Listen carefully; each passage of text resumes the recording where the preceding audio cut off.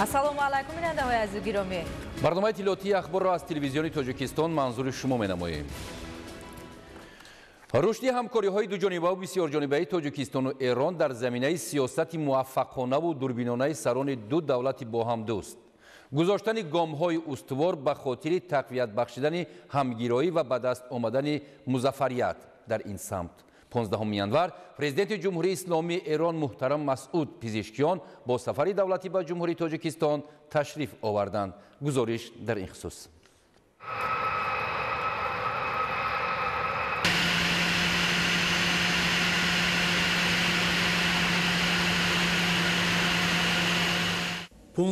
январ президенти ҷумҳурии исломии Эрон муҳтарам Масъуд Пизишкиён бо сафари давлатӣ ба ҷумҳурии Тоҷикистон ташриф оварданд. ҳеҷ шодӣ нест андар ин ҷаҳон бартар аз дидори рӯи дӯстон ба кишвари дӯст ва бародари худ хуш омадед.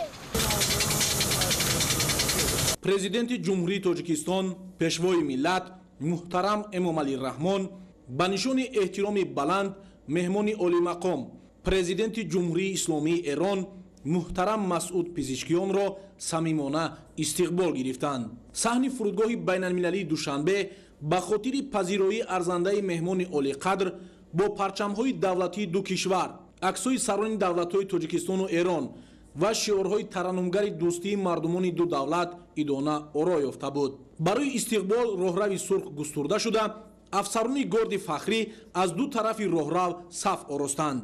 зимни суҳбати кӯтоҳ ки дар толори фурудгоҳ баргузор гардид, сарони ду давлат доир ба барномаи нахустин боздид ва сафари давлатии Масъуд Пизишкиён ба Тоҷикистон табодули назар намуда, аз ҷумла изҳори бовар намуданд ки он дар таърихи муносибатҳои ду кишвари ҳамзабону ҳамфарҳанг саҳифаҳои нав боз мекунад. мавриди зикр аст ки сафари давлатии президенти ҷумҳурии исломии Эрон аз 15 то 17 январ дар ҷумҳурии Тоҷикистон идома ёфта, зимни он мулоқоту музокироти сатҳи олии Тоҷикистону Эрон, имзои шумораи зиёди санадҳои нави ҳамкорӣ ва чорабиниҳои дигари муҳим аз ҷумла тиҷоратию сармоягузорӣ ва илмию адабӣ дар назар аст.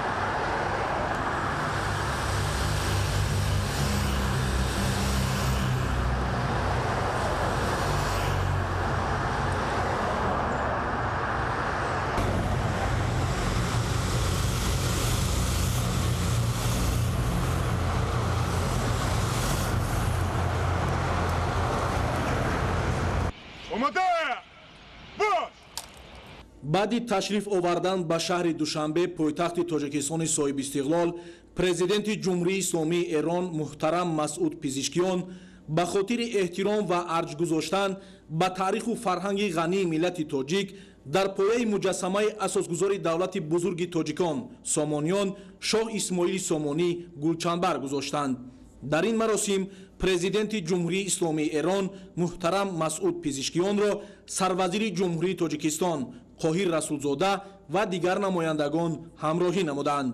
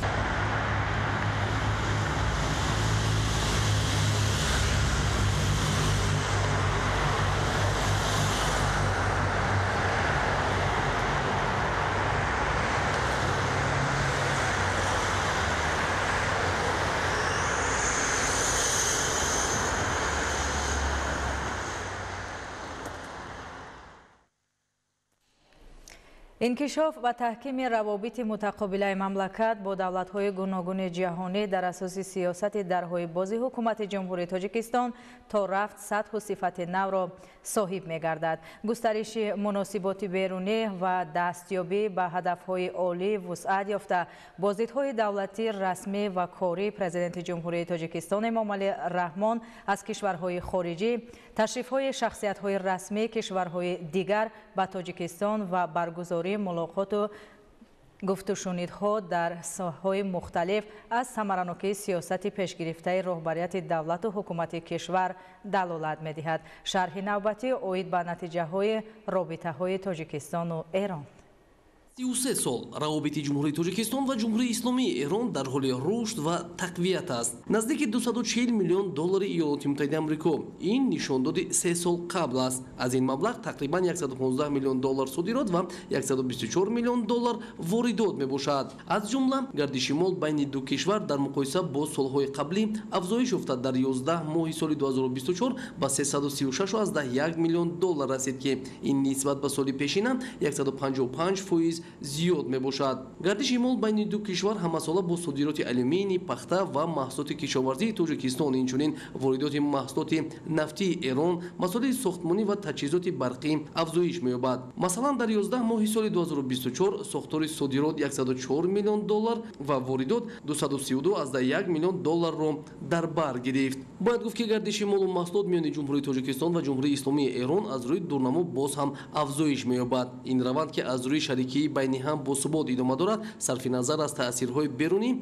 امروز نیز با نشاندادهای نو به نو بهاگذاری می شود. پایه قرارداد حقوقی مناسبت‌های دوجانبه را میان جمهوری تاجیکستان و جمهوری اسلامی ایران بیشتر از 200 سازشنامه، تفاهمنامه و دیگر سندهای همکاری تشکیل می‌دهند. در همکاری اقتصادی میان دو کشور، کمیسیون بین حکومتی تاجیکستان و ایران اوید به همکاری‌های تجارتی، اقتصادی، تکنیکی و فرهنگی نقش مهم دارد و تا امروز 15 نشست کمیسیون در دوشنبه و تهران برگزار شده است. یادآور میشیم که مناسبت‌های دیپلماتی میان جمهوری تاجیکستان و جمهوری اسلامی ایران 9 ینور سال 1992 براه مانده شده است. سفارت جمهوری اسلامی ایران 9 ینور 1992 در شهر دوشنبه به فعالیت شروع نموده. سفارت جمهوری تاجیکستان در تهران 18 ایول سال 1995 افتتاح گردیده است. در طول سال‌های مناسبت‌های دیپلماتی دو کشور، اساسگزار صلح و وحدت ملی پیشوای ملت پرزیدنت جمهوری تاجیکستان محترم امامعلی رحمان با جمهوری اسلامی ایران شروع از صلح‌های 1995 تا سال 2024 بیشتر از 15 مرتبه و پرزیدنت جمهوری اسلامی ایران با جمهوری تاجیکستان شروع از صلح‌های 1997 تا سال 2023 13 مرتبه سفر نموده است. در زمینه همکاری‌ها بین دو کشور، کمیسیون بین حکومتی اوید به همکاری‌های تجارتی، اقتصادی، علمی و تکنیکی فعالیت دارد که یکی از مکانیزم‌های اساسی رشد مناسبت‌های دوجانبه اقتصادی به حساب می‌رود. نشانداد معین گردش مال و حجم تجارت، روابط اقتصادی و فضای سرمایه‌گذاری میان جمهوری تاجیکستان و جمهوری اسلامی ایران باز افزایش خواهد یافت. در مجموع راه‌های گسترش و زمینه‌گذاری برای راه‌اندازی نقشه‌های هدفناک همکاری اقتصادی طرفین چون مسائل اساسی در ملاقات دوجانبه و هم هیئت‌های وسیع حکومت‌های تاجیکستان و ایران و همایش‌های صاحبکاران و سرمایه‌گذاران پیوسته بررسی می‌گردند. در این زمینه تحکیم باثبات روابط میان دو کشور که با تطبیق برنامه و نقشه‌های اقتصادی و تجارتی ادامه دارند نظررس ارزیابی گردیده. همکاری در بخش‌های گوناگون اقتصادی از جمله انرژتیک، صنعت، تشکیل کارخانه‌های نوین استثماری، صنعت سبک و نقلیات و کمونیکاسیون از روی طرح‌های سودآور تجارتی به میان گذاشته می‌شوند. امکانات فراخ سرمایه‌گذاری، تشکیل مکانیزم سودمند تجارتی، تقویت ساحه با راه هوسمندگردانی و یک قطار عامل‌های دیگر رشد همکاری‌های اقتصادی در زمینه قرارداد و سازشنامه‌های همکاری متقابلا اساسناک شدند. در زمینه مناسبت‌های متقابلا سودمند که با همراهی و موقع‌گیری سازنده پیش گرفته شده است، رشد همکاری در ساحه‌های سیاسی، تجارت و اقتصاد، علم و معارف، فرهنگ، تامین امنیت در منطقه، مبارزه مشترک علیه تهدیدهای گلوبالی، تروریسم، افراطگرایی، قاچاق مواد مخدر، شکل‌های جنایتکاری متشکل فراملی و دیگر سمت‌های روابطی برای هر دو دولت، جمهوری تاجیکستان و جمهوری اسلامی ایران سودمند نیز محاکمه می‌شوند. در حاشیه سفر دولتی پرزیدنت جمهوری اسلامی ایران محترم مسعود پزشکیان با جمهوری تاجیکستان در شهر دوشنبه مکالمه نمایندگان بخش خصوصی تاجیکستان و ایران برگزار گردید. گزارش منوچهر سلیمان. در чорабинӣ намояндагони вазорату идораҳо, соҳибкорону сармоягузорон ва ширкату корхонаҳои Тоҷикистону Эрон дар соҳаҳои фарматсевтика, саноат, инфрасохтор, кишоварзӣ, энергетика, хизматрасониҳои молиявӣ ва сайёҳӣ, технологияҳои иттилоотӣ ва дигар бахшҳо иштирок намуданд. Иштирокчиёни чорабинӣ таъкид карданд ки гардиши савдои хориҷии ҷумҳурии Тоҷикистон бо ҷумҳурии исломии Эрон дар соли 2023 ба $254.5 миллион баробар гардид ки нисбат ба соли 2022 $16.3 миллион ё 6.8% афзоиш ёфтааст. вазни хоси савдои мутақобила бо ҷумҳурии исломии Эрон дар ҳаҷми умумии гардиши савдои ҷумҳурии Тоҷикистон 3.1%-ро ташкил додааст. имрӯз дар доираи сафари президенти ҷумҳурии исломии Эрон муҳтарам Масъуд Пезешкиён дар ҷумҳурии Тоҷикистон ҳамоиши бахши хусусии Тоҷикистон ва Эрон баргузор карда шуд. дар вохӯрии зиёда аз 200 нафар намояндагони ширкатҳои сармоягузорӣ, саноатӣ, ширкатҳои сайёҳӣ, кишоварзӣ ва истеҳсоли дороворӣ ширкат варзиданд. дар доираи вохӯриҳои дуҷониба B2B сармоягузорони эронӣ тавонистанд дар ватани азизи мо ҳамкорӣ ба роҳ монанд ва шарикони хуб пайдо кунанд. қисмати расмӣ 12 созишномаи ҳамкорӣ ба имзо расонида шуд. рушди сармоягузорӣ ва додугирӣ байни ду ҷумҳурии бародар хеле рӯз аз рӯз хеле зиёд шуда истодааст ва чорабинӣ имрӯза боз ҳам як заминаи дигар ба мақсади такон бахшидани ҳамкориҳои дуҷониба нақши хеле муҳим мебозад ва мо боварӣ дорем ки рӯзҳои наздик аллакай ҷалби сармояи мустақим аз ҷониби ҷумҳурии исломӣ ба ҷумҳурии Тоҷикистон инчунин истифодаи таҷҳизот ё технологияи навтарин ки дар ин давлати бузург ҳаст дар ҷумҳурии Тоҷикистон сурат мегирад ва инчунин таҷриба ки аз ҷониби сармоягузорони эронӣ хеле маъруф ва шинохта шудааст метавонем дар бозори Тоҷикистон ҳангоми таъсис додани корхонаҳо истифода барем. ما بیش از 3 سال هست که در تاجیکستان فعالیت اقتصادی داریم در حوزه‌های مختلف، حوزه‌های صنعت، معدن و تجارت. جدیدترین کاری هم که اینجا انجام دادیم بحث احداث کارخانه ساخت لیفت و پله برقی است. هدف ما احداث کارخانه ساخت آسانسور و اجرای پروژه‌های بزرگ آسانسور و پله برقی هست. شرکت بهران لیفت سامان یکی از زیرمجموعه‌های شرکت بهران لیفت یا بهران آسانبر در ایران هست.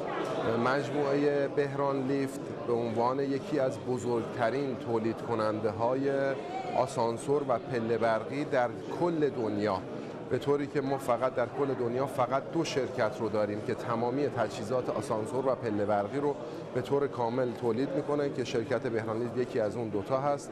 ما در مطالعاتی که در خصوص بازار تاجیکستان و منطقه و حوزه CIS داشتیم به این نتیجه رسیدیم که میبایست دامنه حضورمون رو در منطقه بیشتر کنیم و برای تحقق این هدف اقدام به احداث شرکت در تاجیکستان کردیم. هدفمون هم انشالله احداث یک کارخانه ساخت لیفت و پله برقی در تاجیکستان است با پلن انتقال تکنولوژی و دانش فنی از ایران، یک تجربه بیش از 50 ساله در ایران به کشور دوست و برادر تاجیکستان. дар ин давра ба ҷумҳурии исломии Эрон ба маблағи 99.7 миллион доллар молу маҳсулот содирот шудааст. воридот бошад ба 154.8 миллион доллар баробар гардид. ҳамин тавр соли 2024 ҳаҷми гардиши савдои хориҷӣ бо ҷумҳурии исломии Эрон 336.1 миллион долларро ташкил дод ки нисбат ба ҳамин давраи соли 2023 119.4 миллион доллар ё 55.1% афзоиш зиёд арзёй мегардад. дар сохтори савдои хориҷии Тоҷикистон дар моҳҳои январ-ноябри соли 2024 ҷумҳурии исломии Эрон бо ҳиссаи 4.2% ҷои ҳафтумро ишғол кардааст. содироти мол ба ҷумҳурии исломии Эрон дар ин давра 104.1 миллион доллар ва воридот бошад 232 миллион долларро ташкил дод. خب ما خیلی خوشحالیم، خیلی خرسندیم که در این کشور تاجیکستان، کشور همزبان، هم دین، هم مذهب خودمون شروع به کار کردیم و شرایط خیلی ویژه‌ای داریم. اینقدر اینجا شرایطش خوب بود که خود ما هم باورمون نمیشد. از شرکت‌های ایرانی، از تولید کننده‌های ایرانی که داخل ایران هستن ازشون باهاشون صحبت کردیم که بیان در کشور تاجیکستان این شرایط، این موقعیتی که فراهم هستش، بیان اینجا برای سرمایه‌گذاری و تولید بیشتر. من خیلی امیدوارم به این کار، با اینکه دو بار بیشتر نیومدم تاجیکستان، ولی از مهمان نوازی مثلا دوستای تاجیکی، همزبونها، برادرها، خواهرای تاجیکی بسیار خرسندم، بسیار خوشحالم و تصورش هم نمی‌کردم این کشور اینقدر خوب، اینقدر با مردمان خوب، با اصالت خوبی که دارن بتونیم اینقدر خوب ارتباط برقرار کنیم. من چند ماه اومدم تاجیکستان و کارمو شروع کردم. تصورش هم نمی‌کردم، اصلا فکرش هم نمی‌کردم که این کشور اینقدر بزرگ، اینقدر مردم اینقدر خوب، یعنی از هر چیزیش بگذریم اینقدر مهمان نوازی مردم تاجیکستان منو به وحش آورد. باورم نمی‌شد.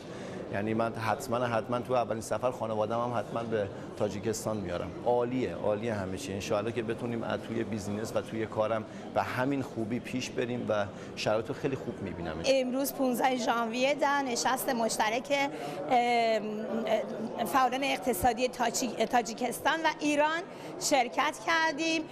تعداد 100 نفر از فعالین اقتصادی تاجیکستان اینجا بودن و حدود 100 تا 120 نفر از فعالین اقتصادی ایران با همدیگه جمع شدن و در واقع پتانسیل های همدیگه رو شناختن و با هم جلسه گذاشتیم. بسیار جلسه مفید و پرباری بود. هر کسی همتای تجاری خودش رو پیدا کرد. روابط تجاری ایران و تاجیکستان بهتر بشه. اولین بار بود که اومدم به شهر دوشنبه در تاجیکستان و دیروز هم که شهر رو گشتیم. شهر بسیار زنده، مردم دوست داشتنی و انقدر در واقع تشابهات فرهنگی زیادی وجود داره که به راحتی میتونیم اینجا تجارت داشته باشیم. ضمن اینکه با کشورهای دیگه‌ای که همجوار هستن فرصت‌های بسیار خوبی هست برای تجار ایرانی. дар чорабинии ҷонибҳо вазъи кунунӣ ва дурнамои густариши ҳамкориҳои тиҷоратию иқтисодӣ ва сармоягузории Тоҷикистону Эронро мавриди баррасӣ қарор дода, доир ба муҳимияти ҷалби маблағгузорӣ барои татбиқи лоиҳаҳои инфрасохторӣ, ҳамкориҳои байнибонкӣ, таъсиси фондҳои муштарак, табодули таҷриба дар самтҳои гуногун, инчунин иштироки ширкатҳои эронӣ дар татбиқи лоиҳаҳои афзалиятнок дар ҷумҳурии Тоҷикистон ба ифоқа расиданд. اولین بار به کشور شما سفر کردم. در سری رئیس جمهور ما اینجا قرار نشستی رو برگزار کنه. بنده اومدم اینجا که احداث خیابون گذر گردشگری اینجا ایجاد کنم، سوغات، صنایع دستی و غذاهای ایران رو اینجا به نمایش بگذاریم و باعث جذب توریست و گردشگر اینجا باشیم. به همین منظور تو این سفر اومدیم که اینجا بیایم یه خیابونی به نام خیابون گذر گردشگری اینجا ایجاد کنیم، انواع غذاها، سوغات و صنایع دستی کشور ایران اینجا به نمایش بذاریم، در کنارش غذاها و سوغات کشور شما اینجا باشه، باعث جذب توریست و گردشگر تو این کشور شما باشیم. در рафти вохӯрии мазкур байни субъектони бахши хусусии ду давлат як қатор санадҳои нави ҳамкорӣ ба имзо расонида шуд. ҳамчунин дар ин рӯз мулоқотҳои дуҷонибаи бахшҳои гуногуни Тоҷикистону Эрон низ баргузор гардид. манучайри Сулаймон, Маҳмад Саиди Камол, Маъруфи Абдулло, Ахбор. امروز در کتابخانه ملی تاجیکستان محفل پرشکوه شعر و ادب جمهوری تاجیکستان و جمهوری اسلامی ایران برگزار گردید. در این چهاربینی سطح بلند فرهنگ شاعران ممتاز و سخنوران شناخته دو کشور دوست و همزبان شرکت ورزیده. اقدام مذکور را در گسترش رابطه های فرهنگی و معرفتی عامل مهم تقویت همکاری دو جانبه ارزیابی نمودند. شرح بیشتر در گزارش آماده نموده مسرور ملیک زاده. محفل شعر و ادب تاجیکستان و ایران همایشی که با دایر گردیدن خود در شهر دوشنبه مشهورترین چهره‌های شعر و ادب و محققان و عالمان سرشناس دو کشور همزبان و همفرهنگ جمهوری تاجیکستان و جمهوری اسلامی ایران را گردی هم آورد. در رسمی گشوده‌شوی این چهاربینی سطح بلند ادبی رهبریت وزارت فرهنگ جمهوری تاجیکستان برگزاری محفل پرشکوه شعر و ادبی را در گسترش رابطه‌های فرهنگی دولت تاجیکستان و ایران بسیار مهم و ارزشمند ارزیابی نمودند. иброз гардид ки тоҷикистон ва эрон ду мамлакати ҳамзабону ҳамфарҳанг ва дорои пайвандиҳои таърихию мероси муштарак мебошанд. таъкид карда шуд ки фирдавсию рӯдакӣ, мир Саид Али Ҳамадониву Ҳофиз, Тӯсӣ ва Камоли Хуҷандӣ ва ҳамаи бузургони арсаи адаб аз миёни мо бархостаанд ва дар ҷаҳон дурахшидаанд. бо шарофати сиёсати хирадмандона ва дурандешонаи президенти ҷумҳурии Тоҷикистон, пешвои миллат муҳтарам Эмомалӣ Раҳмон ва роҳбарони ҷумҳурии Исломии Эрон муносибатҳои дуҷонибаи кишварҳо дар ҳама самтҳо ба хусус соҳаи адабу фарҳанг ба сатҳи сифатан нав баромадааст. بین ایران و تاجیکستان هیچ تفاوتی نمیبینم و احساس میکنم به وطن خودم آمدم. خیلی خوشحالم از این بابت. من فکر میکنم در روی این کره خاکی همین الانی که ما اینجا دور هم جمع شدیم، محافل و نشست ها و سمینار ها و جلسه های بیشماری داره برگزار میشه، اما بشر دچار خستگی و ملال هست از این جلسات و سمینار. شاید تنها جایی که این گونه نباشه و از در و دیوارش عشق و محبت موج بزنه و همه مشتاقانه نشستن و عاشقانه به یکدیگر نگاه میکنن و منتظرن که سخنان هم رو بشنون، جلسه باشه که امروز ما در کتابخانه ملی تاجیکستان عزیز در دوشنبه گرد هم آمدیم، چون واقعا ما دو پاره یک تنیم که هرگاه میایم به تاجیکستان یا عزیزان تاجیک میان به ایران، انگار این دو پاره تن همدیگر رو پیدا کردن. یعنی اگر سعدی فرمود که بنی آدم اعضای یک پیکرند، خب این به کل بشر ارتباط داره، اما در مورد ایران و تاجیکستان انگار که دو چشم هستن، دو چشم یک صورت هستن، انگار دو لب هستن. ما برای حفظ فرهنگ و سخن و ادب فارسی، ملت ایران و تاجیکستان حکم دو تا لب رو بازی میکنن که اگر یکی نباشه اون دیگری از کار خواهد افتاد. طبیعیه که از حضور در این مراسم و این سفر بسیار خوشنودم، بسیار خوشحالم و بهترین آرزوها رو برای ملت بزرگ تاجیکستان دارم. تاجیکستان امروز که میام میبینم چقدر پیشرفت حاصل شده، روز به روز بیشتر به عمران و آبادی و در عین حال فرهنگ و ادبیات تاجیکستان رسیدگی شده. این رو مطمئن باشید بدون یک رهبری هوشیار و خردمند و دلسوز هرگز این اتفاق نمیفته. من فکر میکنم که ایشون تونستن سکان رهبری رو چنان به دست بگیرن که علاوه بر بخش‌های عمرانی، اقتصادی، علمی و همه بخش‌هایی که ملت عزیز تاجیکستان در این سال‌ها به پیشرفت رسیدن، خوشبختانه توجهشون رو به فرهنگ و ادبیات تاجیکی و فارسی هم حفظ کردن و اونو گسترش دادن. روز به روز ارتباط بین شاعران، نویسندگان و هنرمندان ایران و تاجیکستان بیشتر شد. این به خاطر یک علاقه دو طرفه هست، هم از جانب دولت جمهوری اسلامی ایران و هم از جانب دولت تاجیکستان، که جا داره من همینجا از رهبر حکیم و آگاه کشور شما تشکر بکنم. вазири мероси фарҳангӣ, гардишгарӣ ва саноеи дастии ҷумҳурии исломии Эрон низ зимни баромади худ изҳор намуданд ки Тоҷикистон ва Эрон бо мутафаккирони илму адаби оламшумули худ тавонистаанд дар ҷаҳон шинохта шаванд ва имрӯз низ ин фарҳангу таърихи муштараки ду миллат пойбарҷо буда сол то сол густариш меёбад. таъкид гардид ки робитаҳои фарҳангию маърифатӣ омили муҳими тақвияти ҳамкории дуҷониба ба ҳисоб мераванд, ки дар ин миён баргузории рӯзҳои фарҳангӣ миёни ду кишвар боиси қаноатмандиву хушнудӣ хоҳад буд. فردوسی میگه که بناهای آباد گردد خراب ز باران و از تابش آفتاب. پیفکندم از نظم کاخی بلند که از باد و باران نیابد گزند. آنچه که زبان پارسی رو طی این چند هزار سال حفظ کرده شعر فارسی بوده. من گمان میکنم که گردشگر میان دو کشور باید زیاد بره و بیاد. توریست فرهنگی، گردشگری فرهنگی، چیزی که باب بشه. یعنی هم مردم ما عاشق اینجا هستن، هم مردم اینجا عاشق ایران.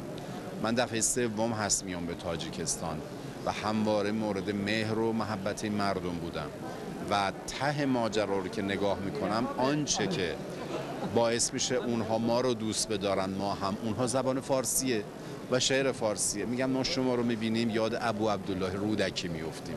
خب این حس و حال در هیچ کجای دنیا وجود نداره.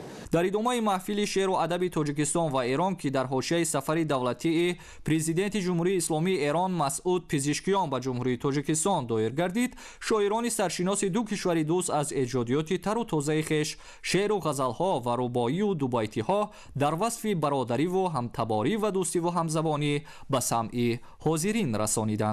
من نیومده بودم تا به حال دوشنبه، ولی امروز که اومدم بسیار برای من جای خیلی خوشحالی داشت، به این دلیل که احساس کردم در کشور خودم هستم. هیچ بیگانگی من احساس نکردم، مخصوصا اینکه متوجه شدم که رئیس جمهور محترم کشور تاجیکستان بسیار زحمات زیادی کشیدن برای ارتقای فرهنگی این مملکت، برای احیای تاریخ تمدن این مملکت. از دوستان سوال می‌کردم اسامی منطقه ها رو، شهرها رو، اسامی شعرا، اسامی اهل فرهنگ روی نواحی مختلف این شهر نامگذاری شده. این برای من بسیار جالب بود و نشون دهنده علاقه رئیس جمهور محترم به فرهنگ و تاریخ تمدن این مملکت هست. این برای ما جای بسیار خرسندی داره. اگر بخوایم عناصر مشترک ایران و تاجیکستان رو برشماریم، عناصر زیادی هست. اون چه که در تخصص بنده هست اگه بخوام بگم، یکی همین نسخه های خطی فارسی است که در دو کشور ایران و تاجیکستان نگهداری میشه. شاید بگید که در کشورهای اروپایی هم نسخه های خطی فارسی است، ولی اونها بومی، در واقع اون نسخه ها بومی اونجا نیستن، ولی اون چه که در اینجا نگهداری میشن متعلق به همین کشور، متعلق به همین فرهنگن و امیدوارم که بشه با همفکری دوستان، با تبادل نظر بین دوستان، همکاری وزرای فرهنگ دو کشور بشه این مشکل رو به نوعی حل کرد که هر دو کشور بتونن از سابقه فرهنگی هم مطلع بشن و هم بتونن از این نسخه های خطی فارسی که بسیار ارزشمنده بتونن استفاده بکنن. ҳайати меҳмонон пас аз иштирок дар маҳфили шеъру адаби тоҷикистон ва эрон аз шӯъбаи дастхатҳои китобхонаи миллии тоҷикистон низ дида намуданд. осори рангину арзишманди маҳфуз гашта бо дастхатҳои нодири таърихӣ ки ҳар кадом аз аҳамияти бузурге бархурдор мебошанд, диққати ҳозиринро ба худ ҷалб намуд. пешниҳод гардид ки пажӯҳишгарони бахши осори хатии эрон бо кишвари тоҷикистон омодаанд ҳамкориҳои густурдаеро вобаста ба омӯзиши дастхатҳои нодирин ягон ба роҳ монанд. ҳамзамон дар ин рӯз миёни вазири фарҳанги ҷумҳурии тоҷикистон ва вазири мероси фарҳангӣ, гардишгарӣ ва саноеи дастии ҷумҳурии исломии эрон вохӯрӣ доир гардид ки дар он ҷонибҳо вобаста ба густариши робитаҳои бозҳамбештари фарҳангӣ, инчунин баргузории намоишҳо, барномаҳои фарҳангӣ ва дар ин замина омӯзишу табодули таҷриба миёни кишварҳои тоҷикистону эрон дар соҳаи фарҳанг ҳавасмандиҳо зоҳир карда шуд. 15 январ дар ҳошияи сафари давлатии президенти ҷумҳурии исломии эрон муҳтарам Масъуд Пезешкиён ба ҷумҳурии Тоҷикистон дар Академияи миллии илмҳои Тоҷикистон форуми олимону пажӯҳишгарони ҷумҳурии Тоҷикистон ва ҷумҳурии исломии эрон бо иштироки олимону пажӯҳишгарони ду кишвари дӯсту бародар баргузор гардид. аз ҷараёни баргузории чорабинӣ Зафар Қаюмзода гузориш медиҳад. ҳамкориҳои тоҷикистон ва эрон ба марҳилаи сифатан нав ворид мешавад.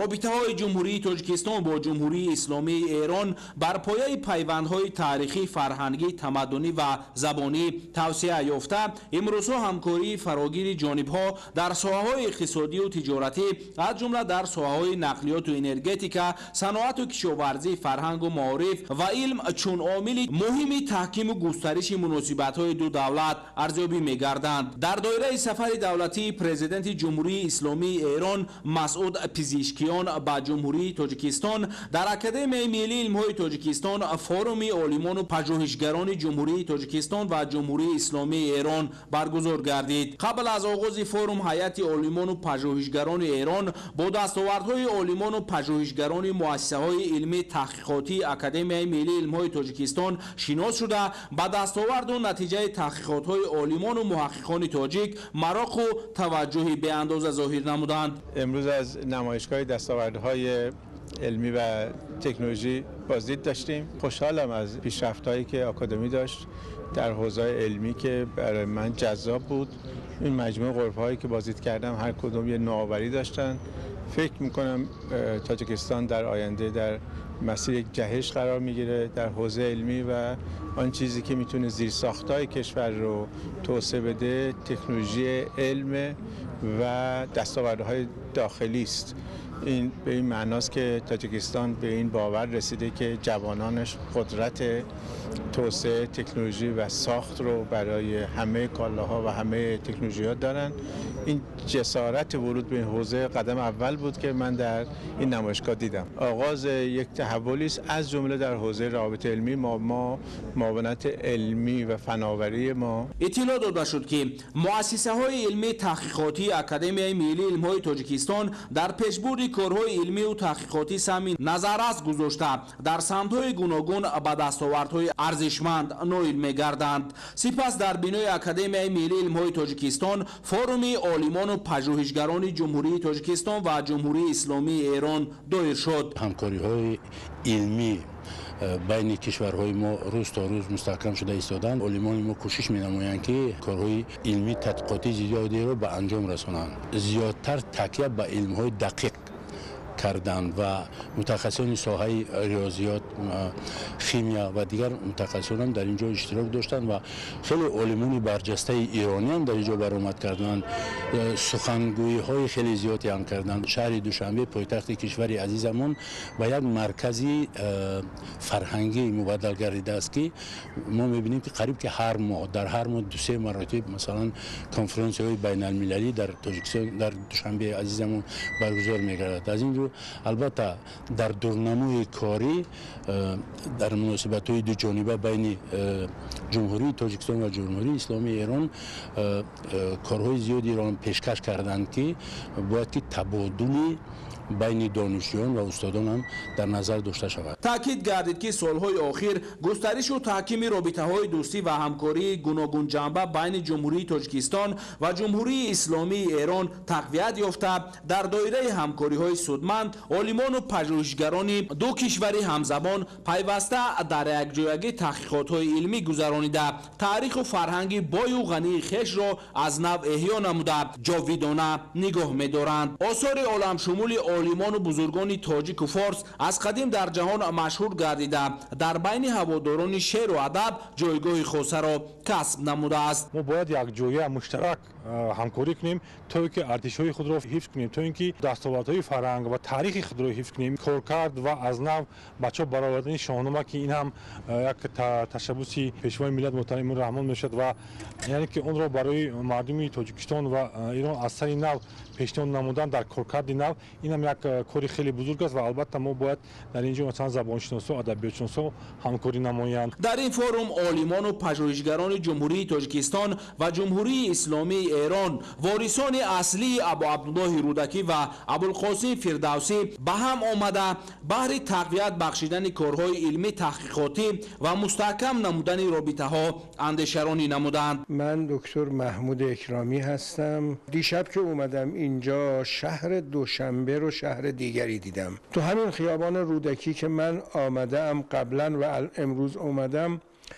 خب تفاوت‌هایی در ساختمانسازی، در لباس مردم، در فرهنگ مردم، در ارتباطات مردم، ساختمان‌های جدید. مثلا من اون زمان ساختمان‌ها رو با نمای سیمان می‌دیدم، امروز با نمای سنگ، با نمای دیگه و رنگ‌های دیگه، تنوع رنگ، تنوع ساختمان، بلند مرتبه سازی، نوسازی، همه اینها دلیل پیشرفت هست. این پیشرفت و این کار ستودنی است و شایسته ملت بزرگ تاجیکستان هست و بیشتر از اینها هم هست که حتما این اتفاق خواهد افتاد. با اون که گفت زمین و زمانه بی نور است، بگو بیا به دوشنبه که وادی تور است. از لحاظ فرهنگی ما پیشینه تاریخی و پیشینه فرهنگی مشترکی داریم، اهم از آیین‌های نوروز آیین‌های چله و آیین‌های سده و خیلی آیین‌های دیگر.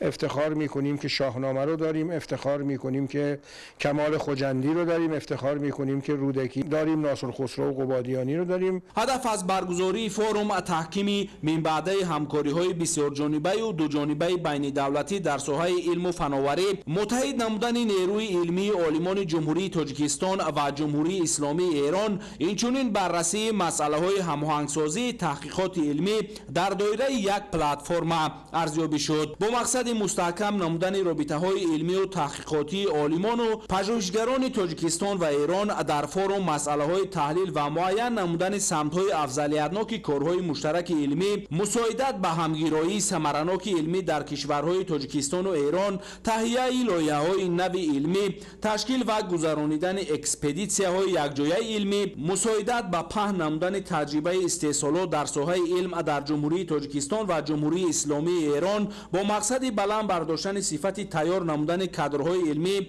معین نمودن سمت‌های افضلیتناک رشد تحقیقات علمی بنیادی و تهیه تدبیرها عاید به جاری نمودن نتیجه آنها در سمت علمی معاصر مورد تحلیل و بررسی قرار داده شدند. اشتراکداران فورум ابراز داشتند که برای رشد همکاری‌ها در سمت‌های افضلیتناک یکجایی تحقیقات‌های علمی، هماهنگسازی لایحه‌های مشترک علمی اکادمیای ملی علم‌های تاجیکستان با مؤسسه‌های علمی جمهوری اسلامی ایران به دست آوردن موقع موافق در بابت تشکیل و گذرانیدن تجربه علمی تلاش خواهند ورزید. با نظرداشت زبان، فرهنگ و تمدن مشترک، همکاری‌های فرهنگی و گومانیتری بین تاجیکستان و ایران دارای ظرفیت‌های بزرگی رشد می‌باشد. در این برابر همکاری‌های نزدیک رسانه‌ها، عالمان و پژوهشگران، ساده کردن رفت و آمد مردم به ویژه برای رشد سیاحی، توانمندی‌های زیاد را برای وسعت یافتن همکاری‌های آینده کشورها به وجود می‌آورد. ظفر خیمزاده، بهادر قربان، جاوید نظامی، اخبار. امروز با اشتراک نمایندگان جمهوری تاجیکستان و جمهوری اسلامی ایران پژوهشگاه فرهنگی فارسی تاجیکی افتتاح گردید که برای رشد مناسبت‌های فرهنگی دو دولت در آینده زمینه می‌گذارد. گزارش منوچهر علیزاده.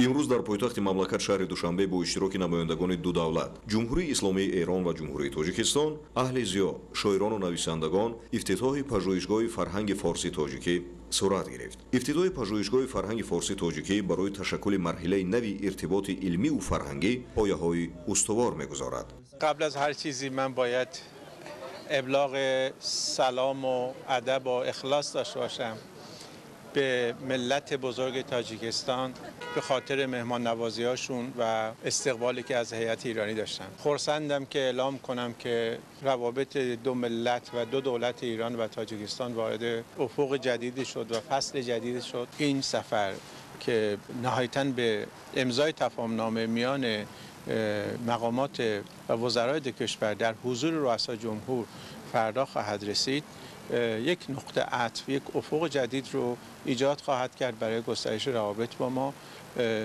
در اینجا اعلام می‌کنم از جانب وزارت میراث فرهنگی، گردشگری و صنایع دستی ما آمادگی رسمی را اعلام کردیم برای توسعه همه جانبه روابط. آقای حقیقیان که از سفرای با سابقه و با تجربه ماست به عنوان نماینده تامین اختیار ما به مقامات تاجیک معرفی گردید.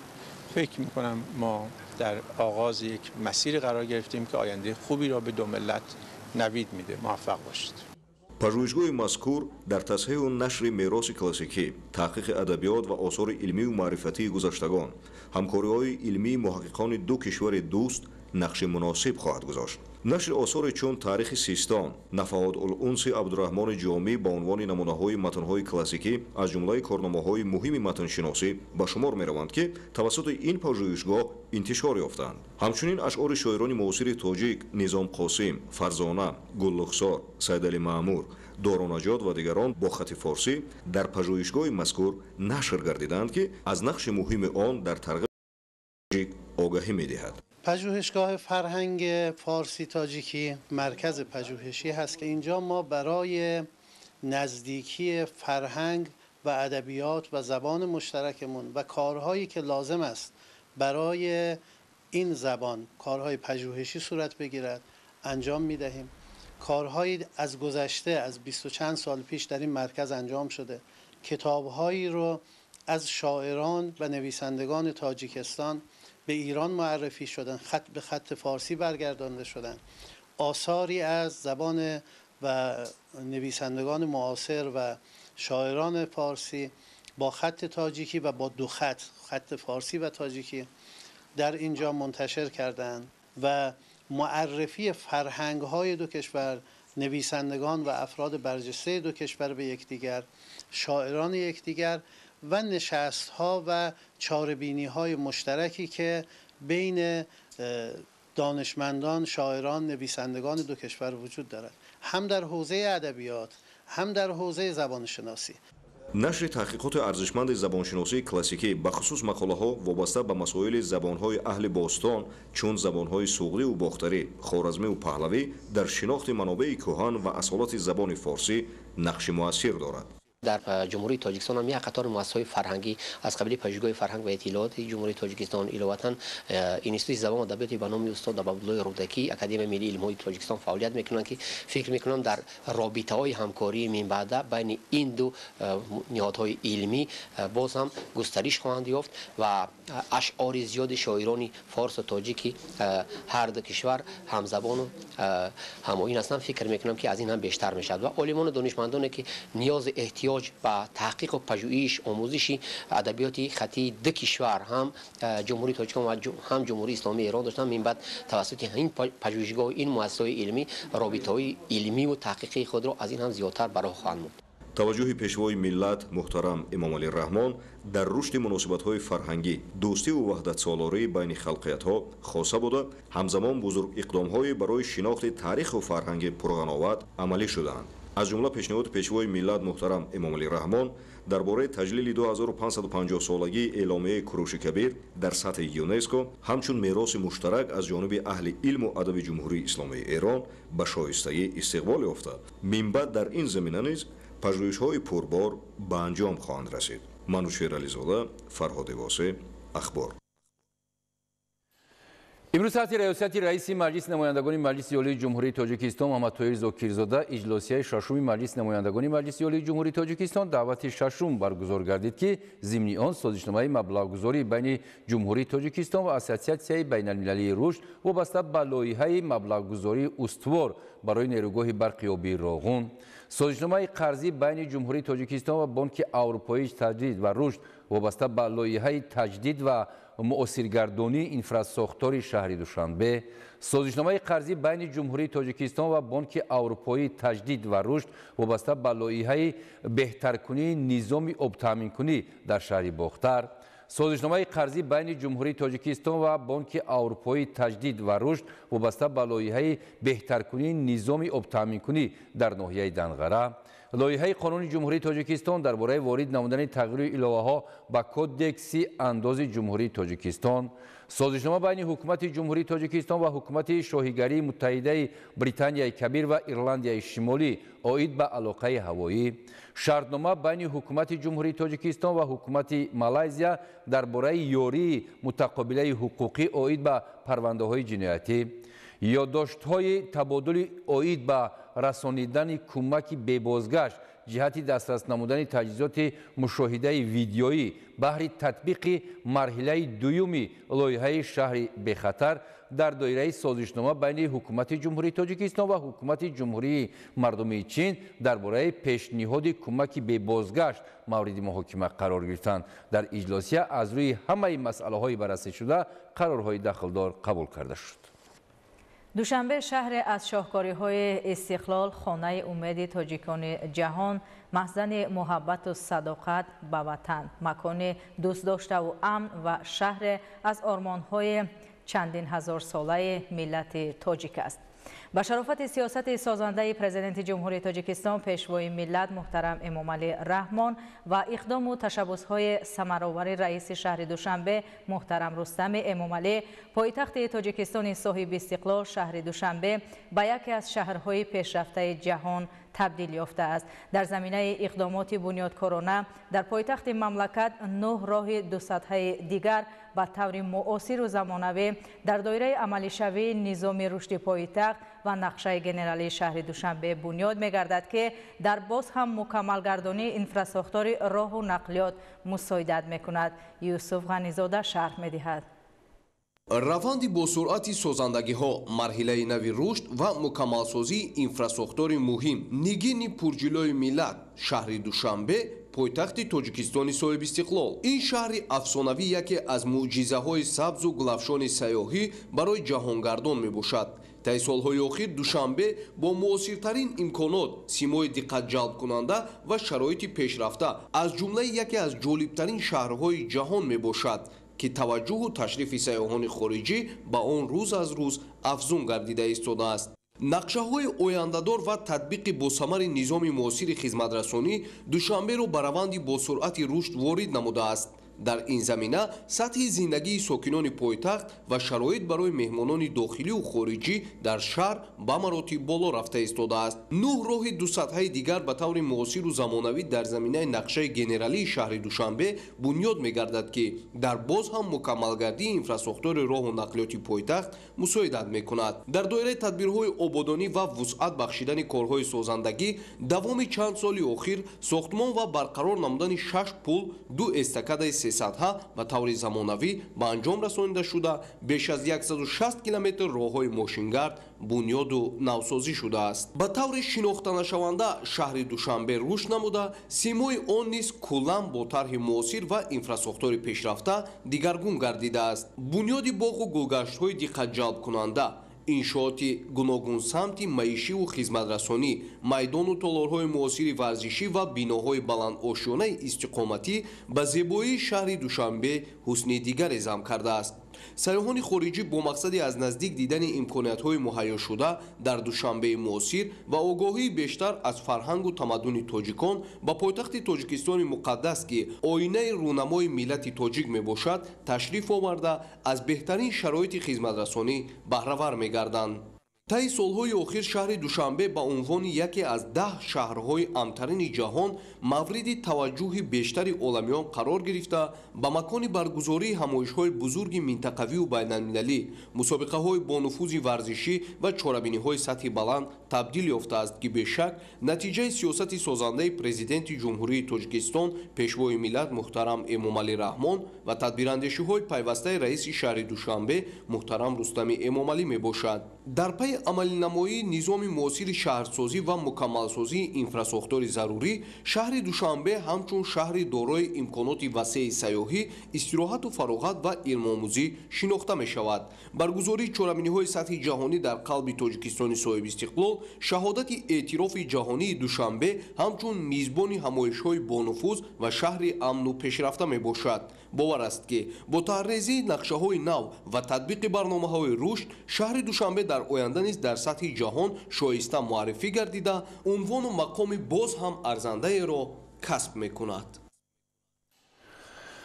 бо ташаббускориҳо ва иродаи матину иқдомҳои бисёр ҳам ҷиддии президенти ҷумҳурии Тоҷикистон, пешвои миллат муҳтарам Эмомалӣ Раҳмон, шоҳкориҳои бузурге ки амалӣ шудани онҳоро аксарият чун хобу хаёле беш намедонистанд, аз афсона ба ҳақиқат табдил дода шуд.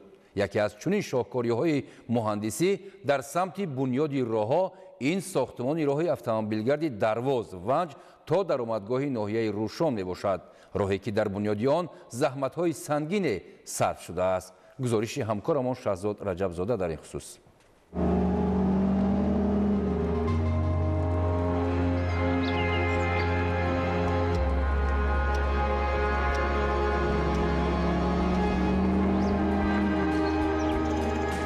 роҳи автомобилгарди Душанбе-Кулма қитъаи қалъаи Хумванҷ то сарҳади ноҳияи Рӯшон аҳамияти байналмилалӣ дорад. раванди корҳои сохтмонӣ аз ҷониби комиссияҳои салоҳиятдор пайваста назорат карда мешавад.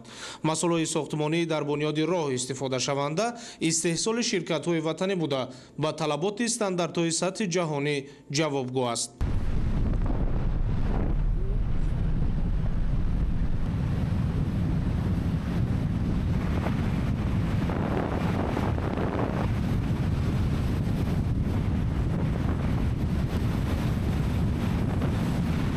дарозии роҳ дар умум 109 километрро ташкил намуда ҳудуди ноҳияи Дарвоз ва ноҳияи Ванҷро убур мекунад. қитъаи роҳ дар байни қаторкӯҳҳои Дарвоз аз минтақаҳои душворгузар дар миқёси ҷумҳурӣ буда, азми роҳсозон ва масъулияти онҳо дар самти иҷрои босифати корҳо ба ин мушкилиҳо ҳар лаҳза хотима мебахшад. заҳматҳои хастагинопазири асосгузори сулҳу ваҳдати миллии пешвои миллат, президенти ҷумҳурии Тоҷикистон муҳтарам Эмомалӣ Раҳмон имрӯз самараи хешро оварда Тоҷикистонро ба як кишвари воҳид табдил додааст. сарвари давлат муҳтарам Эмомалӣ Раҳмон дар оғози соҳибистиқлолӣ на танҳо аҳамияти бузурги роҳҳо дар иттиҳоду ваҳдату ҳамдилии мардуми кишварро дарк намуданд, балки барои он тамоми тадбирҳои заруриро андешиданд. дар марҳилаҳое ки мамлакат аз ҷиҳати иқтисодӣ хеле заиф буд, ба бунёду таҷдиди роҳҳо иқдом намуданд. дар он замон бунёди чунин ҷодаву пулу нақдҳои сатҳи байналмилалӣ афсонае беш набуд. ҳоло ин орзуҳо ҷомаи амал пӯшиданд. моҳи октябри соли 2024 дар идомаи сафари корӣ пешвои миллат муҳтарам Эмомалӣ Раҳмон ба шаҳру ноҳияҳои вилояти мухтори Кӯҳистони Бадахшон ба масъулин супориш доданд, ки дар наздиктарин муддат роҳи автомобилгарди Дарвоз-Ванҷ то сарҳади ноҳияи Рӯшон пурра ба истифода дода шавад. муассисаи давлатии маркази татбиқи лоиҳаи таҷдиди роҳи автомобилгарди Душанбе-Чаноқ ҳамчун ҳамоҳангсози лоиҳа бо ҷалби бештари мутахассисони маҳаллӣ, ки дар самти бунёду навсозии роҳ таҷрибаи ғанӣ доранд, сифати хуби корҳои бунёдиро дар мадди аввал гузоштанд. раванди сохтмон бо истифодаи бештар аз 200 техникаҳои пуриқтидори соҳавӣ ҳар рӯз вусъат дода мешавад. طبق دستور سپارش‌های اساسداری صلح و وحدت ملی پیشوای ملت پرزیدنت جمهوری تاجیکستان محترم امامعلی رحمان کار ساختمان در قطعه مذکور ماه یونیو سال جاری به انجام رسانیده شده. لایحه مذکور مورد استفاده قرار داده می‌شود. عین زمان در قطعه مذکور 890 نفر متخصصون به جای کار تامین بوده با استفاده از 225 تکنیک و مکانیزم‌های راهسازی کارهای ساختمانی را ادامه می‌دهند. هدف از تجدید نوسازی قطعه قلعه‌خان ونج این تامین به خطری و حرکت معتدل وسیله نقلیات بوده. از جمله باید مطابقت با معیارهای بین‌المللی، مطابق نمودن حالت و اندازه‌های راه، اینچنین صرف نمودن وقت و سازشواری برای کشاندن مال‌های نیاز مردم در همه فصل سال میباشد که پس از به انجام رساندن کارهای ساختمانی در این قطعه تامین جایهای کاری و پس کردن سطح کمیزاتی نیز بین‌البند گرفته شده است. با تجدید و از نوسازی مسیر راه رفت آمد دائمی ساکنان تامین می‌گردد و انتقال مال و محصولات افزایش خواهد یافت. таъмини бехатарии ҳаракат дар роҳ, рафъи мушкилиҳои қаблӣ, ҷавобгӯи меъёрҳои байналмилалӣ ва мутобиқати ҳолату андозаҳои геометрии роҳ, сарфаи вақту сӯзишворӣ дар ҳоли интиқоли молу маҳсулот дар ҳама фасли сол, фароҳам овардани ҷойҳои навикорӣ ва дар маҷмӯъ боз ҳам рӯ ба беҳбудӣ овардани сатҳи зиндагии мардум аз ҳадафҳои аслии бунёди роҳ дониста мешавад. аз ин лиҳоз лоиҳакашон дар ҳудуди роҳ сохтмони ду нақби мошингузарро ба тарҳи бунёди роҳ ворид карданд. бунёди ҳар ду нақби мошингузар 5200 метрро ташкил намуда, дарозии роҳро аз 109 километр то 92,3 километр кӯтоҳ менамояд. корҳои нақбканӣ, арматурбандӣ ва хобонидани оҳану бетон дар сатҳи зарурӣ идома дошта, роҳсозон барои иҷрои босифати корҳо тадбирҳои зарурӣ амалӣ менамоянд. شاهراه بسیار زندگی مردم ما را به درجه بلندترین آورده رسونید. رحمت به پیشوای معظم ملت که شاهراه ساخت که در تمام بین ما در تمام 4 فصل سال به شهر دوشنبه سفر میکنیم و خیش تبر میریم میبیاییم. 6 ماه ما محکم بودیم، از ماه نوامبر محکم میشه تو ماه مایه. حاضر چی؟ حاضر در مابین 2 ساعت ما به شهر کلوم میریم. بسیار شاهراه این دوستی است. خدمت‌های شایان پیشوا دارد، یگان دور پادشاهی نبوده است. کسی که بینایی دارد می‌بیند که پیشوا چگونه خدمت‌ها دارد، با جانبازی‌ها چقدر دولت ساخته است. این دولت باید با همچون گوهره که چشم باید نگاه داریم. اگر کسی کور باشد نور نمی‌بیند، لیکن بینو می‌بیند که چگونه در ظرف 33 سال دولت ها با دولت‌های پیشقدم ابوالقدر بوده است. дар ҳудуди ноҳияи Дарвоз бо дарозии 31 километр ва дар ҳудуди ноҳияи Ванҷ наздик ба 20 километр мунфаршнамоии қабати поёнии роҳ ба анҷом расонида шуд. роҳи мунфаршнамуда дар маҷмӯъ зиёда аз 50 километрро ташкил менамояд. дар асоси лоиҳаи сохтмонӣ 15 адад пули мошингузар ба нақша гирифта шудааст. то имрӯз дар 12 пули мошингузар корҳои битонӣ ва арматурбандӣ дар ҳоли анҷомёбӣ қарор дорад. корҳои битонии таҳкурсӣ дар 2 долони зидди тармавӣ бо сатҳу сифати баланд ҷараён дошта, раванди ободонӣ бо эҳсоси баланди худшиносӣ ва сам гузоштан дар ободонии меҳан аз ҷониби мутахассисони маҳаллӣ ҳар рӯз вусъати нав пайдо мекунад. санги асоси қитъаи душворгузари шоҳроҳи Душанбе Хоруққулма аз ҷониби сарвари давлат муҳтарам Эмомалӣ Раҳмон 27 сентябри соли 2001 гузошта шуд ки дарозуи умумии он 109 километрро ташкил медиҳад. ин масофаро ронандагон дар 5 ё 6 соат бо заҳмат ва зери хатари резиши сангу кӯпраҳо гузар месозанд. баъди сохта мавриди истифода қарор гирифтани ин қитъаи роҳ на ин ки масофаи он ба маротиб кӯтоҳ мегардад, ҳамзамон як роҳи бехатар ва тахту ҳамвор бо долонҳои ҳимоявӣ аз резиши сангу тармаҳо рӯи кор хоҳад омад. ин як иқдоми устувори дигаре хоҳад гашт дар мустаҳкам гаштани истиқлолияти коммуникатсионӣ дар мамлакат ва фаротар аз ин ҳамдиливу муҳаббат ва иттиҳоди сокинони кишварро устувору қавӣ хоҳад сохт. подоши заҳмату талошҳо ва тадбирандешиҳои пешвои муаззами миллат муҳтарам Эмомалӣ Раҳмон дар самти беҳбуд бахшидани ҷодаҳои тахту ҳамвор аст ки Тоҷикистон аз рӯи сифати роҳҳо дар иттиҳоди давлатҳои мустақил ҷои дуюм ва дар Осиёи марказӣ зинаи аввалро ишғол мекунад. кишвари мо дар радабандии давлатҳои ҷаҳон бо ин нишондиҳанда якбора 20 зина боло рафта аз зинаи 70-ум ба зинаи 50-ум гузашт. дар роҳҳое ки имсол зиндагӣ дорем чӣ хел зебову мунавваранд. солҳои пеш падарому барои ғала ва харо тарафи кӯлоб мерафтанд. анҷирову ёлу полвору ҳаму тарафҳо мерафтанд, роҳе набуд ки бираванд. ина шукронаи давлатму шукронаи сардори давлатму ки ина роҳҳомуна обод кардааст. фарзандному сохт саломат мисол дар ҳамин роҳ зиндагӣ мекунанд, рафтумад дорем. ина байни пештар мисол мерафтанд, падарому байғала дар муддати як моҳ намеомаданд. як ҳафта ду ҳафта мисол ай пай ғалаву зиндагӣ мегаштанд. ҳозир ина роҳҳо обод, зиндагии халқ тинҷ, сулҳу амонӣ, шукронаи ҳамин давлатму сардори давлатму ки ина роҳҳому обод байни 5-6 соатанда мисол агар ҳамин дарвоз бихели байди шанбира тинҷ мера. вақт ҳақиқатро бепарда рӯшану возеҳ барои мардум баён дошт.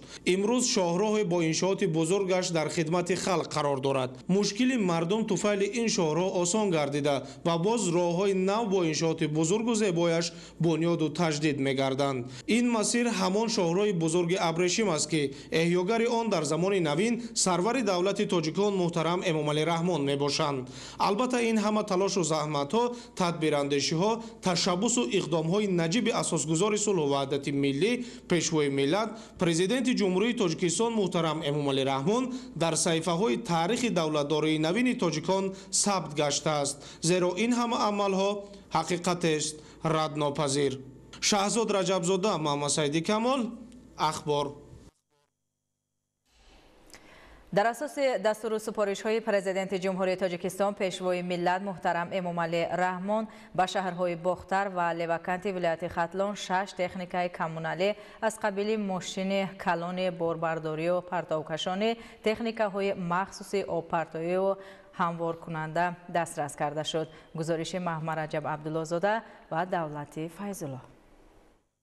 дар партави дастгириҳои пайвастаи президенти ҷумҳурии Тоҷикистон пешвои миллат муҳтарам Эмомалӣ Раҳмон ба шаҳри Бохтар ва Леваканти вилояти Хатлон 6 адад техникаи коммуналӣ иборат аз мошини калони борбардорию партовкашонӣ, техникаҳои махсуси обпошиву ҳамворкунанда дастрас карда шуд.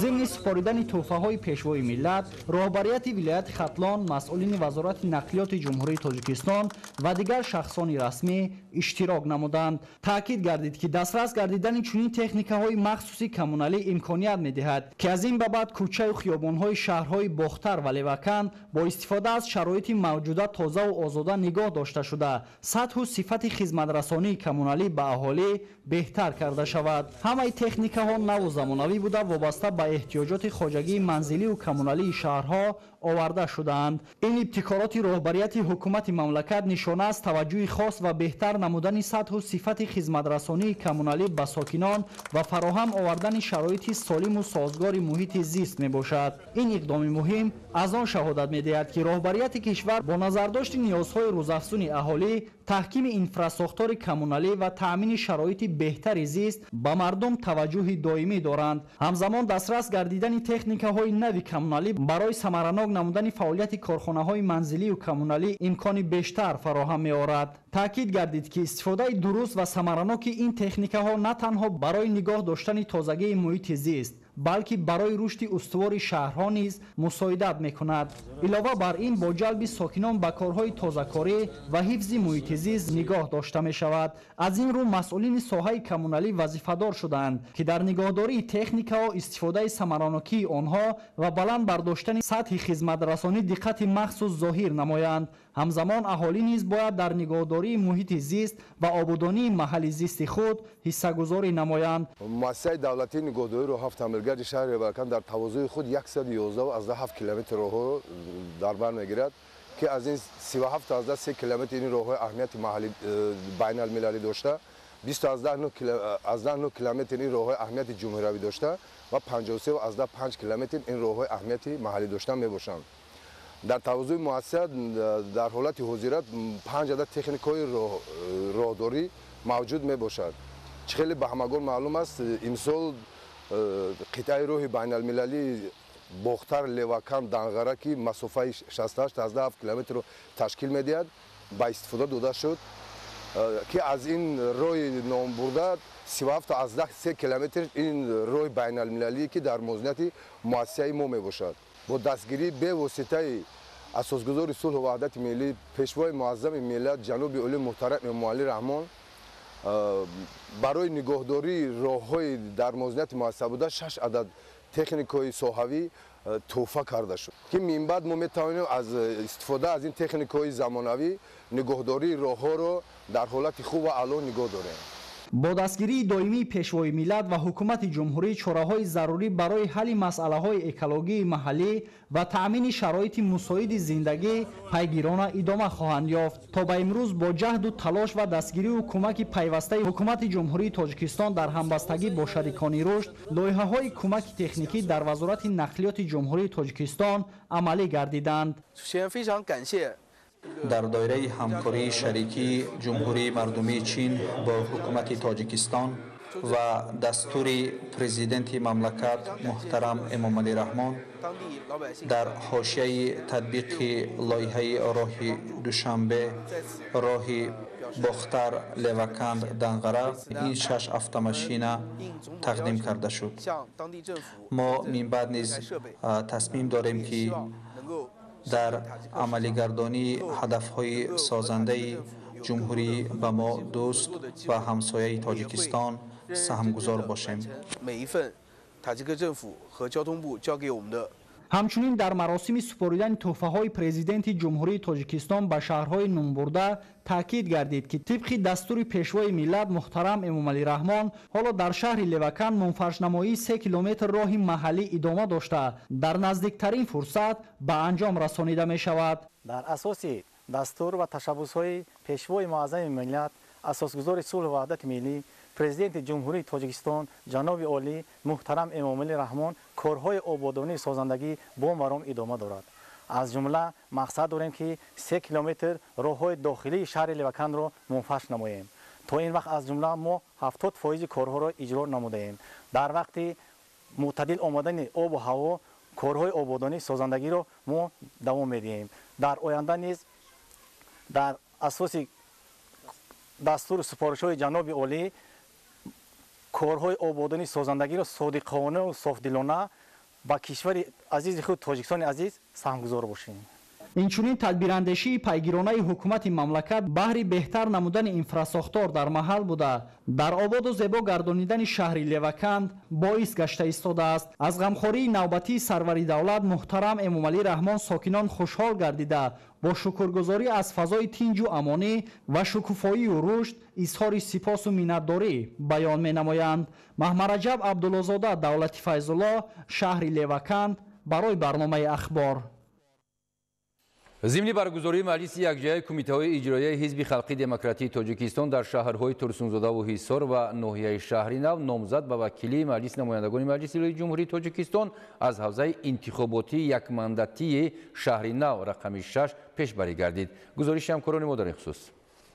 ضمن برگزاری مجلس یکجایی کمیته‌های اجرایی حزب خلقی دموکراتی تاجیکستان در ناحیه شهر نو، شهرهای ترسونزاده و حصار، نامزد حزب خلقی دموکراتی تاجیکستان با وکیلی مجلس نمایندگان مجلس عالی جمهوری تاجیکستان از حوزه یکمندتی انتخاباتی شهر نو 6 و مسئله های تصدیق نقشه چاربینی ها آید به ترغیب و تشویق پیام پیشوای ملت پرزیدنت جمهوری تاجیکستان محترم امامعلی رحمان با مجلس عالی جمهوری تاجیکستان از 28 دکبر سال 2024 درباره سمت‌های اساسی سیاست داخلی و خارجی جمهوری، اینچنین تأسیس ستاد پیش از انتخاباتی و پیشبری نامزدها به انتخابات وکیلان خلق ناحیه شهر نو بررسی گردید. با نظرداشت برگزاری معرکه مهم سیاسی در پیش ایستاده، انتخابات وکیلان به مجلس نمایندگان مجلس عالی جمهوری تاجیکستان که سنه 2 مارس سال روان برگزار می شود، جهت براه ماندن آمادگی همه‌جانبه ستاد پیش از انتخاباتی نزد کمیته های اجرایی حزب خلقی دموکراتی تاجیکستان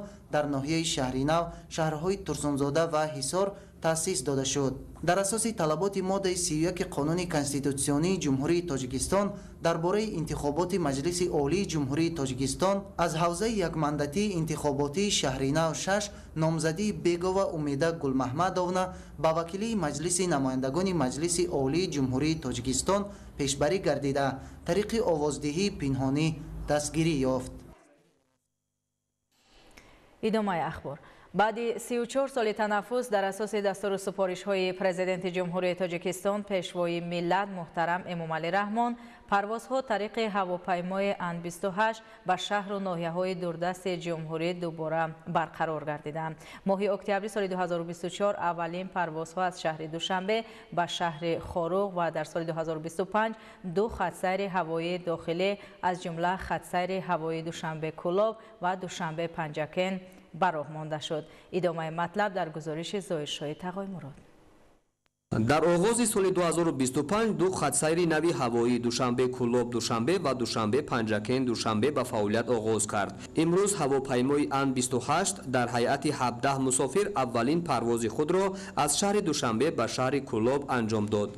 4 ماه قبل پروازها از شهر دوشنبه به شهر خاروق ولایت مختار کوهستان بدخشان به راه مانده شده بود. این تدبیر با دستگیری و اقدام و تشبس‌های سازنده پرزیدنت جمهوری تاجیکستان پیشوای ملت محترم امامعلی رحمان از جانب اگنتی اویاسیای گراجدانی نزد حکومت جمهوری تاجیکستان و جمعیت سهامی کشاده شرکت هواپیمایی تاجیک ایر عملی کرده شد. برقرار گردیدن پروازها و در این زمینه تأمین خدمترسانی با صفت به ساکنان در محور توجه حکومت کشور قرار داشته. در این سمت از جانب شرکت هواپیمایی تاجیک ایر پیوسته تدبیرهای ضروری عملی کرده می شود.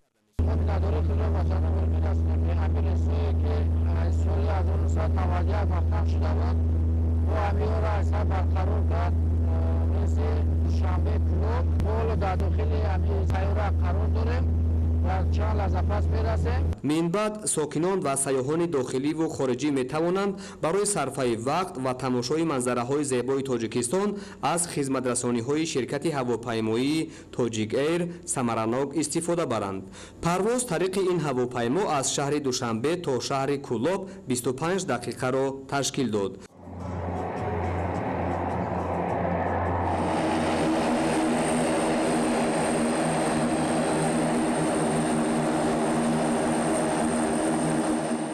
ساکنان و در مجموع اهل فرهنگ و جوانان شهر کلوب از راه اندازی این تدبیر خوشحال گردیدند. با مقصد اجرای دستور سپارش‌های президенти ҷумҳурии тоҷикистон муҳтарам пешвои миллат эмомалӣ раҳмон, агентии авиатсияи гражданӣ назди ҳукумати ҷумҳурии тоҷикистон ва ҷамъияти саҳмии кушодаи тоҷигер аввалин хатсайри худро аз шаҳри душанбе ба шаҳри кӯлоб анҷом дод. хушбахтона имрӯз парвози мо дар ҳайати 16 мусофир аз душанбе ба шаҳри бостонии кӯлоб бо муваффақият анҷом ёфт. ёдовар мешавем ки охирин парвозҳо соли 1991 аз шаҳри душанбе ба шаҳри кӯлоб сурат гирифта буд ва маҳз бо дастгирӣ ва ғамхориҳои ҷаноби олӣ ин парвозҳо дубора барқарор гардиданд. моҳи октябри соли 2024 ширкат аввалин парвозҳои худро аз шаҳри душанбе ба шаҳри хорух ба роҳ монд ва аз ҳамон вақт то имрӯз 30 парвоз анҷом дода ба зиёда аз 1000 нафар мусофирон ва сайёҳони дохилии хориҷӣ хизматрасонӣ кардааст. миннатдории худро ба пешвои муаззами миллат мерасонем ки бо дастгири онҳо соҳаи авиатсияи гражданӣ сол то сол рушд менамояд. охирин парвоз аз шаҳри душанбе ба шаҳри кӯлоб ҳанӯз соли 1991 сурат гирифта буд. дар замони истиқлолияти давлатӣ бо дастгирии пешвои миллат муҳтарам эмомалӣ раҳмон парвозҳо дубора барқарор ва сифати хизматрасонӣ ба аҳолӣ беҳтару хубтар гардонида мешавад. ширкати ҳавопаймоии тоҷик эйр дар оянда тасмим гирифтааст ки парвозҳои маҳаллиро дар масири душанбе рашт, душанбе лахш, душанбе ишкошим, душанбе ванҷ, душанбе рӯшон ва душанбе айнӣ ки қаблан анҷом дода мешуданд бо истифода аз имконияти мавҷуда барқарор намояд. имрӯз як рӯзи хубе аст ки барои ҷамъияти самоии кушодаи тоҷик эйр ки баъд аз 34 соли танаффус дар парвозҳои душанбе кӯлоб мо имрӯз ин парвозро анҷом додем.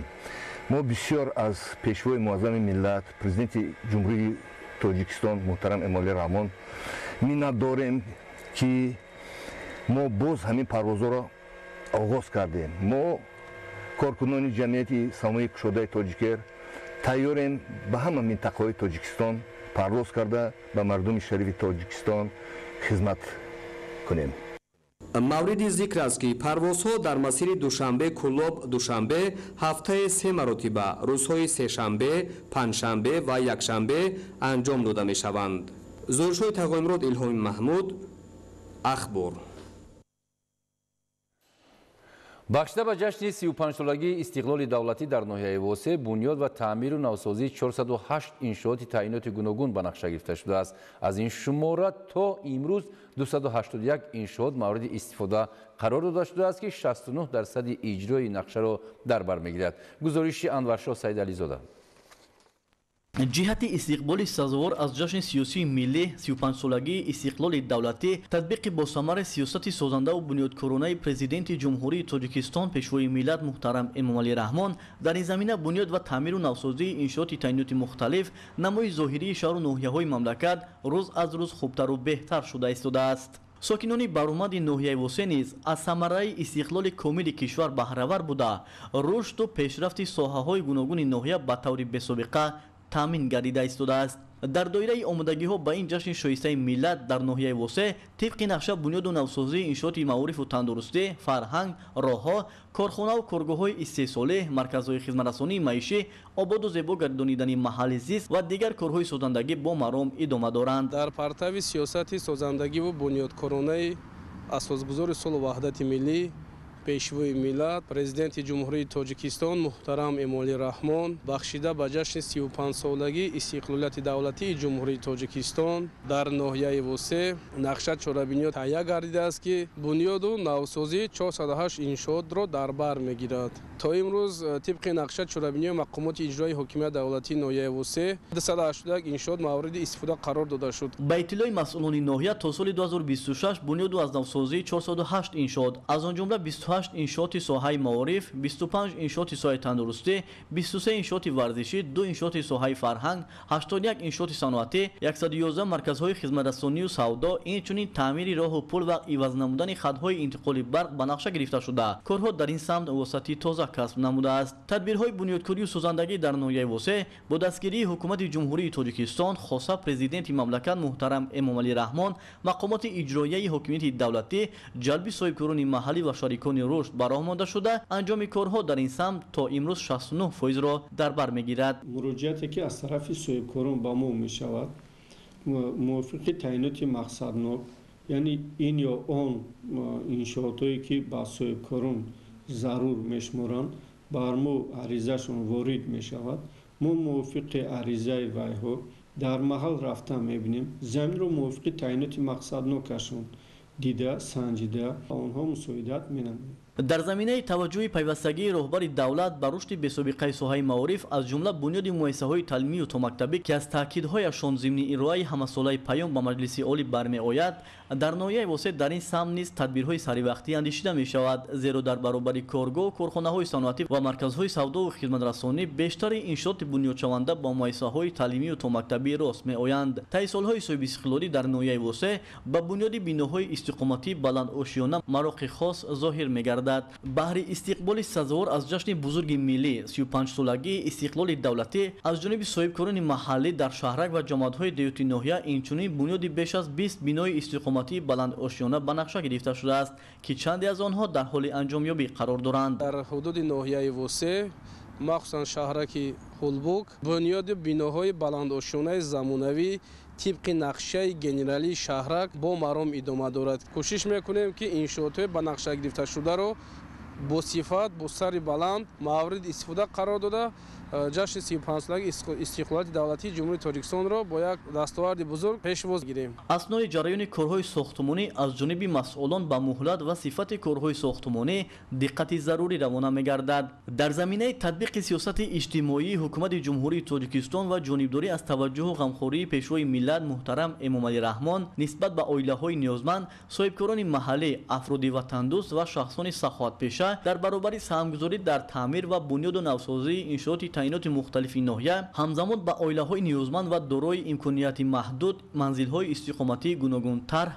ساخته به استفاده دادند که بواسطه به بهگردانی سطح نیکوحوالی این طبقه ساکنان ناحیه روانه گردیده است. خوشبختانه با دستگیری پیشوای ملت و صاحبکاران ما صاحب خانه و در صاحب زندگی شدیم. در واقع روند بی‌سابقه کارهای سازندگی و بنیادکاری در ناحیه واسع به شک از توجه و غمخوری‌های رهبریت عالی حکومت جمهوری تاجیکستان و جانبداری و سهمگذاری صاحبکاران باننگ و آری وطندوست در تطبیق سیاست سازنده حکومت مملکت و فراهمسازی شرایط کار و زندگی ساکنان شهادت می‌دهد. با پورا به استفاده دادن انشاءات بنیادشونده در ناحیه واسع، رشد اقتصاد و اجتماعیات ناحیه تامین، جای‌های نوی کاری تأسیس و سیمای ظاهری جماعت‌های شهرک و دهات ناحیه زیبا و دلکش خواهد شد.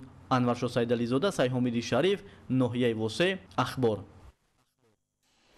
وسعت کارهای سازندگی در ناحیه یاوان بخشیده به جشن 35 سالگی استقلال دولتی راههای حدود ناحیه تعمیر و نوسازی شده جوابگوی طلبات گردانیده می شوند. با سهم ساکنان دهه‌های چهارمغزک و گل بادام جماعت دهات حسن حسین فی ناحیه یاوان راههای محلی با صفت خوب منفعش می گردد.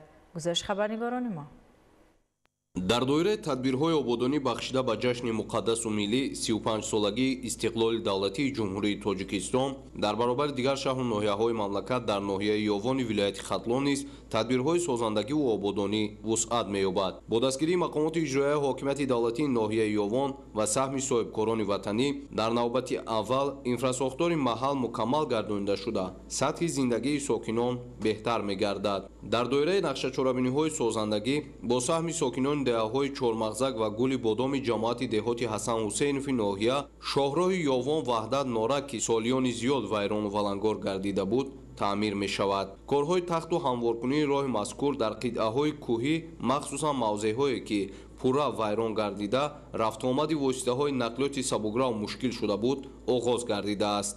бахшида ба 35 солагии истиқлолияти ҷумҳурии тоҷикистон як қатор корҳои созандагӣ ободонӣ дар ҳама гӯшаи диёри мо рафта истод. инчунин дар ҷамоати деҳоти ба номи ҳасан ҳусейнов деҳаи чормағза ки дар шоҳроҳи ёвон ваҳдат ёвон норак бо дастгирии мақомоти иҷроияи ҳокимияти давлатии ноҳияи ёвон ва соҳибкорон ҷалби соҳибкорон ва ҷавонону сокинони деҳаи чормағзаку гули бодом дар худи шоҳроҳ имрӯзҳо ҳашарҳои дастаҷамона рафта истодааст ва кӯшиш мекунем ки ин шоҳроҳро пурра таъмир карда ва барои мусофироне ки ба ин роҳҳо мегузарад гаштгузарашон осонтар дар ин роҳҳо ва сабуктар шавад.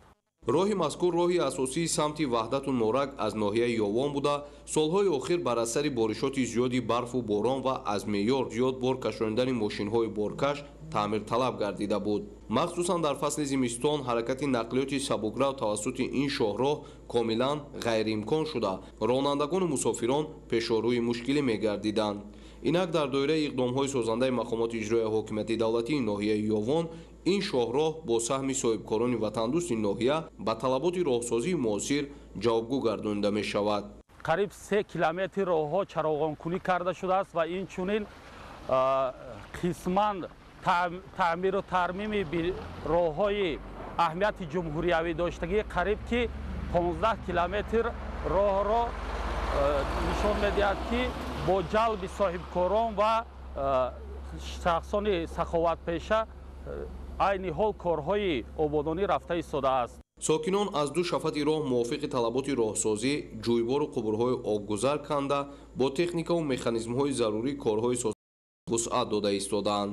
нақша аст ки роҳи мазкур то ҷашни 35-солагии истиқлоли давлатӣ аз ҳисоби маблағҳои мақомоти иҷроияи ҳокимияти давлатии ноҳия ва шахсони саховатпеша пурра навсозӣ гардида ҷавобгӯи талабот карда мешавад. бо инобати талаботи роҳсозии муосир то имрӯз ин шоҳроҳ чароғон карда шуда марҳила ба марҳила бо анҷом ёфтани корҳои таъмирӣ ин иқдом идома дода мешавад. мутахассисону роҳсозон мавзеъҳои муайянро то имрӯз пурра ҳамвор намуда шоҳроҳро мувофиқи талабот мунфарш мекунанд. бо пурра таъмир гардидани шоҳроҳи ёвон ваҳдат норак рафтуомади сокинон ва боркашонӣ осону қулай гардонида мешавад.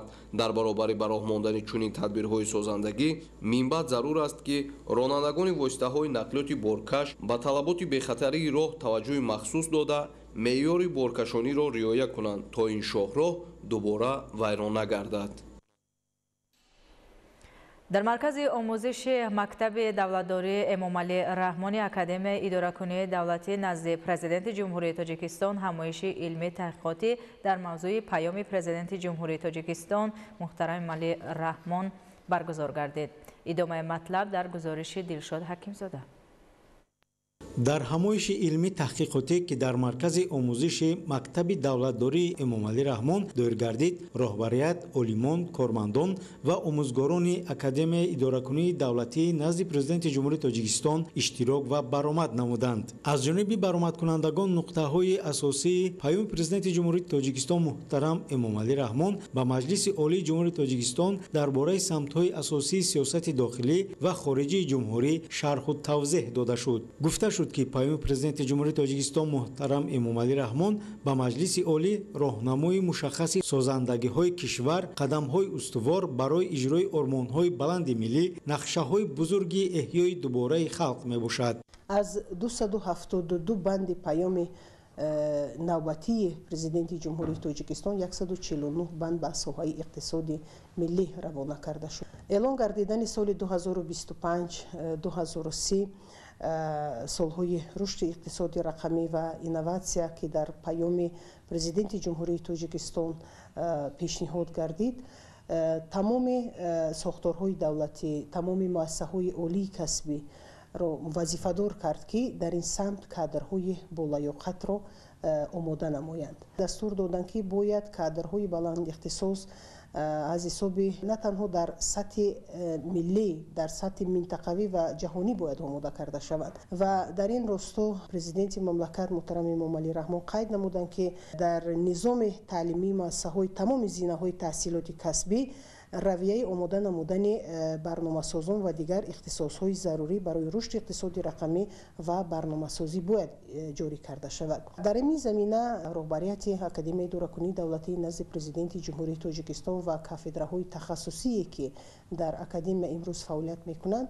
ҷиҳати омода кардани кадрҳои иқтисоди рақамӣ бояд ҳамаҷониба کوشش نمایند. در روند سیاست دولتی مخصوصا ساحه معارف همچون ساحه افضلیتناک سیاست دولتی اعتراف گردیده است. با نظرداشت این رهبریت دولت پیوسته در مسئله انکشاف ساحه معارف توجه خاصه ظاهر نموده برای فراهم آوردن تمام شرایط و امکانات موجوده مبلغ‌های دخلدار را روانه می‌سازند. بیان گردید که هیئت آموزگاران و کارمندان و ماگسترانتان و دانشجویان اکادمی اداره‌کنی دولتی پیام پرزیدنت جمهوری تاجیکستان محترم امامعلی رحمان را چون راهنما سرمشق فعالیت خود قرار داده برای عملی نمودن دستور و سپارش‌های سرور دولت با تمام هستی جد و جهد می‌نمایند.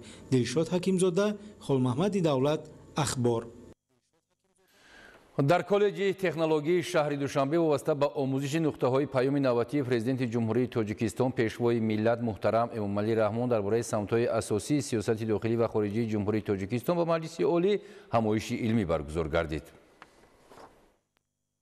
در کالج تکنولوژی شهر دوشنبه وابسته به نقطه‌های مهم پیام پرزیدنت جمهوری تاجیکستان درباره سمت‌های اساسی سیاست داخلی و خارجی جمهوری تاجیکستان با مجلس عالی جمهوری تاجیکستان از 28 دکمبر سال 2024 همایش علمی برگزار گردید. ضمن برگزاری چهاربینی ابراز گردید که پیام پرزیدنت جمهوری تاجیکستان محترم امامعلی رحمان با مجلس عالی جمهوری تاجیکستان نوید از موفقیت و دستاوردهای جمهوری تاجیکستان دوام یک سال آخر است که با وکیلان مجلس عالی و جامعه تاجیکستان پیشنهاد گردید. پرزیدنت جمهوری تاجیکستان پیشوای ملت محترم امامعلی رحمان ضمن پیشنهاد پیام با مجلس عالی با وضع علم و معارف در مملکت توجه خاصه ظاهر نمودند. پیشوای ملت محترم امامعلی رحمان یادآور شدند که دوام سالهای صاحب استقلالی در مملکت 3670 مؤسسه نوی تحصیلات میانه عمومی،